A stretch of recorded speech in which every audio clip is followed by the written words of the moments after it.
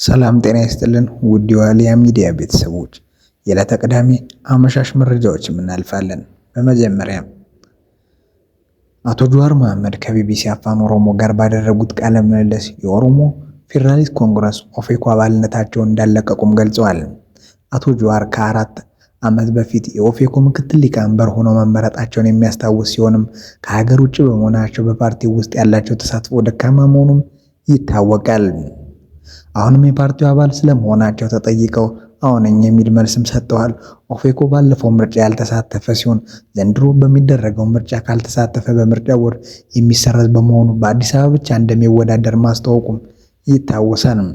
አቶ ጀዋር ይህንን የፓርቲውን አቋም እንደሚደግፉም ገልጸዋል። ፓርቲው በከተማው ውስጥ ከሚያቀርባቸው እጩዎች መካከል አቶ ጀዋር አንዱ ስለመሆኑና አለመሆናቸውን ተጠይቀው ፓርቲ የሚያቀርቧቸውን እጩዎች ጊዜ ሲደርስ ያሳውቃል በማለትም ቀጥተኛ መልስ ከመስጠትም ተቆጥበዋል። አሁን ወቅቱ ኑሯቸውን በውጭ ሀገር የሚያደርጉት የገለጹት አቶ ጀዋር በአሁኑ ወቅትም በኢትዮጵያ ውስጥ ያለው ፖለቲካዊ ምህዳር መጥበቡንና የፓርቲዎች እንቅስቃሴ መገደቡንም ተናግረዋል።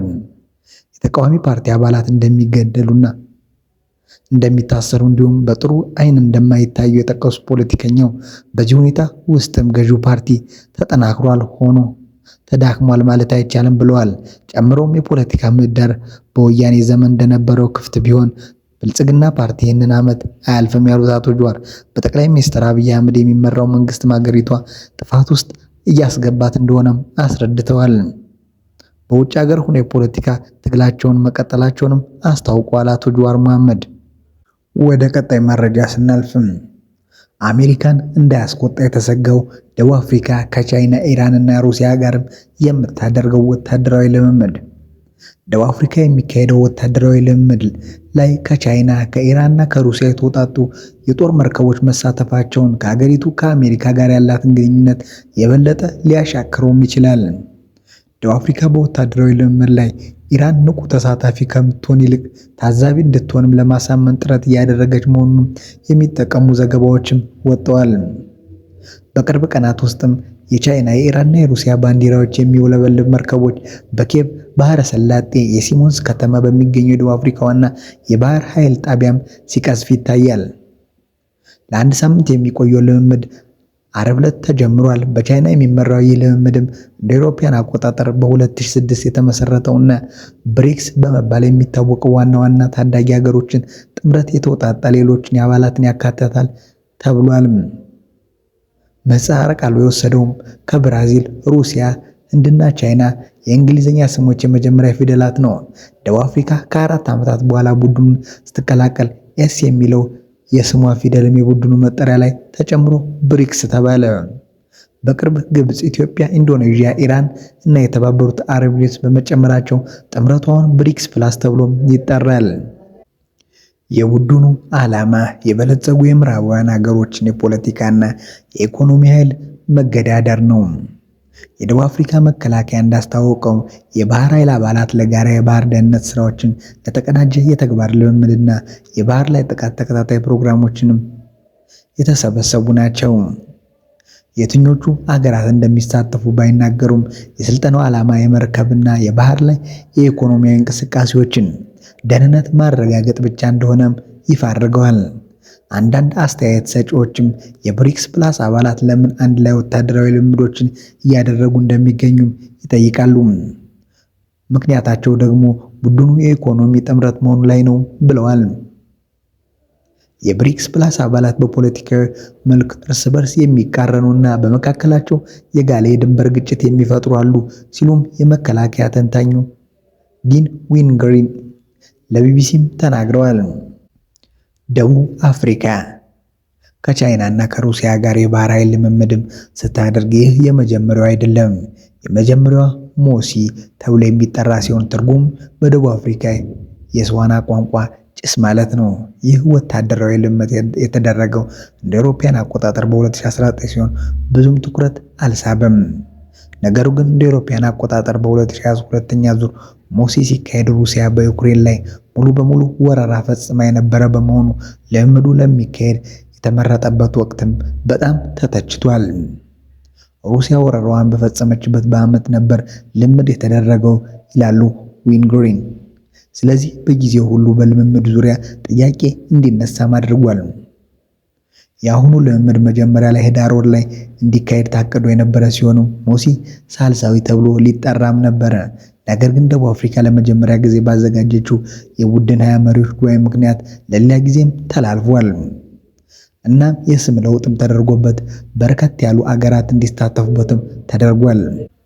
ባለፈው ዓመት አጋማሽ አካባቢ ሞሲ ስሪ ተብሎ እንደማይጠራ ነገር ግን አሁን ዌልፎርስ ፒስ የሚባል የብሪክስ ፕላስ የባህር ላይ ልምድ እንደሚሆንም መሰማት ጀመርን ይላሉ ዊንግሪን። ነገር ግን አሁን ባለው የፖለቲካዊ ሁኔታ የተሳትፎ አገራት ደቡብ አፍሪካን ከዋና የንግድ ሀገሮቿ አንዷ ከሆነችው ከአሜሪካ የበለጠ ሊያርቃትም ይችላል። የጆሃንስበርግ በሚገኘው የዊት ዋተርስ ራንድ ዩኒቨርሲቲ ፕሮፌሰር የሆኑት ዊሊያም ጉሜዴ የትራምፕ አስተዳደር ወደ ስልጣን ከመጣ ጀምሮ ደቡብ አፍሪካ ጫና ውስጥ ነች። ከዚያም በፊትም ቢሆን ዲሞክራቶቹ ስልጣን ላይ በነበሩበት ጊዜ ደቡብ አፍሪካን እንደ ጸረ አሜሪካዊ አድርገው ይመለከቷት ነበር ሲሉም ለቢቢሲ ተናግረዋል። የትራምፕ አስተዳደር ነጭ ደቡብ አፍሪካውያንን ከጥቃት መከላከል አልቻለችም በማለትም ይከሳሉ። ይህንንም ተከትሎ ለነጭ ደቡብ አፍሪካውያን የስደተኛ መብትም ሰጠዋል። ከዚያም ከፍተኛ ታሪፍ በመጣልም ለደቡብ አፍሪካ የሚሰጠውን እርዳታም አገዱ።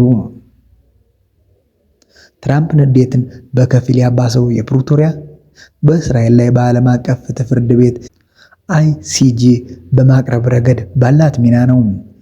የአሜሪካ አጋር የሆነችው እስራኤል በጋዛ ፍልስጤማውያን ላይ የተፈጸመውን የዘር ማጥፋት ወንጀል መሰረተ ቢስ በማለትም ውድቅ አድርገዋለች። የደቡብ አፍሪካ ፕሬዝዳንት ሲሪል ራማፎስ ባለፈው ዓመት ግንቦት ወር ላይም ወደ ዋይት ሃውስ ያደረጉት ጉዞ የሁለቱን ሀገራት ግንኙነት ሊጠግንም አልቻለም። ጉሜዴ ለዓመታት ፈተና ውስጥ የቆየው የደቡብ አፍሪካ ኢኮኖሚ ወደ አሜሪካ ገበያ መግባት እንደሚያስፈልገውም ጠቁመዋል። አሜሪካን ማራቅ አንችልም። የአሜሪካ መንግስት፣ የአሜሪካ የግል ዘርፍና የአሜሪካ ሲቪል ማህበረሰብ አስተዋጽኦ በደቡብ አፍሪካ ኢኮኖሚ ውስጥ ብንጨምር ከቻይና ኢኮኖሚ በጣም ከፍ ያለ ነው ብለዋል። በደቡብ አፍሪካ የሚገኙ የአሜሪካ ኩባንያዎች ብቻ 500,000 በላይ የስራ ዕድሎችን ይፈጥራሉ። በደቡብ አፍሪካ ያሉት ሁሉንም የቻይና ኩባንያዎች ብታዩ 10,000 የስራ ዕድሎችን ወይም 20,000 የስራ ዕድሎችን እንደሚፈጥሩም መናገር ለጋስ ግምት ይሆናል ሲሉም ይናገራሉ። ይህ እንደ አውሮፓውያን አቆጣጠር በ2024 መንግስትና ቻይና በደቡብ አፍሪካ ወደ 400,000 የሚጠጉ የስራ ዕድሎችን ፈጥራለች ከሚለው የተለየ ነው። አሜሪካ ከቻይና ይልቅ ለኛ በጣም ስትራቴጂካዊ ነች ብዬ አስባለሁ ይላሉ ጉሜዴ። ባለፈው ዓመት የደቡብ አፍሪካ ማዕከላዊ ባንክ አሜሪካ በአገሪቱ ላይ የጣለችው የ30 በመቶ ታሪፍ ወደ 100,000 የሚጠጉ ሰዎችን ስራ ሊያሳጣ እንደሚችልም አስጠንቅቀዋል።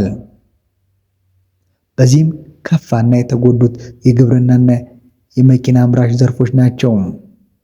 ጉሜዴ እንደ አውሮፓውያን አቆጣጠር በ1994 ደቡብ አፍሪካን ነፃ ያወጣው የአፍሪካ ብሔራዊ ኮንግረስ ቻይናን እንደ ርዕዮተ ዓለም አጋር አድርጎ ይመለከታታል ይላሉ። ሩሲያም ANC የአፓርታይድ አገዛዝን ለማስወገድ ያደረገውን ትግል በመደገፍ ላበረከተችው ሚና ከፍተኛ ግምት ይሰጣሉ። ነገር ግን ANC የ24 የፓርላማ አብላጫ ድምፅ ካጣ በኋላ የመሰረተውን አዲሱን የጥምረት አጋሮቹን ለማካተት የውጭ ፖሊሲውን ማዘመን አልቻለም ሲሉ ይኮንኑታል። አብላጫ ፓርቲ በነበረበት ጊዜ ቻይና ለANC መንግስትም ስትራቴጂካዊ አጋር ነበረች። አሁን ግን በብሔራዊ አንድነት መንግስት ውስጥ ነን። ስለዚህ እንደ ሀገርም ሆነ እንደ መንግስት ማድረግ የነበረብን የANC አገሮችን የሚያካትት አዲስ የውጭ ጉዳይ ፖሊሲ ማውጣት ነው። ምክንያቱም የANC ከእንግዲህ አብላጫ ድምጽም ያለው ፓርቲ ስላልሆነም ብለው ይናገራሉ። በሀገሪቱ ውስጥ ሁለተኛው ትልቅ ፓርቲ የሆነው DA የባህር ኃይልም ልምምድንም በእጅጉ ተችቷል። ይሁን እንጂ ዊንግሪን በደቡብ አፍሪካ ወታደራዊ ልምምድ ከእነዚህ ሀገራት ጋር በጋራ ለማካሄድ የወሰነችበት ፖለቲካዊ ምክንያትም ሊኖራት ይችላል ይላሉ። ደቡብ አፍሪካ መከላከያዋ ለዓመታት በበጀት እጥረት የተፈተነ ነው ሲሉ ምክንያት ይሆናል ያሉትንም ይናገራሉ። ወደ ሌላ ሀገር ሄደው ልምምድ ማድረግ የሚችሉ ጀልባዎች የሉንም። ስለዚህ ወደ ደቡብ አፍሪካ ለመምጣት ፈቃደኛ ከሆኑ ሀገራት ጋር በራሳችን ባህር ልምምድ ማድረግ አምራች ነው። የደቡብ አፍሪካ ምክትል የመከላከያ ሚኒስትር ባንቱ ችላ ብለውም የሀገሪቱ የመከላከያ ኃይሎች በወታደራዊ ዘርፍ በሚገባ ከታጠቁ ሀገሮች ጋር ልምምድ ማድረግ ክብር እንደሆነና ይህም ወታደሮችን ሞራል እንደሚያሳድግም ተናግረዋል። ስላዳመጣችሁ እናመሰግናለን። ቸር ቆዩልን።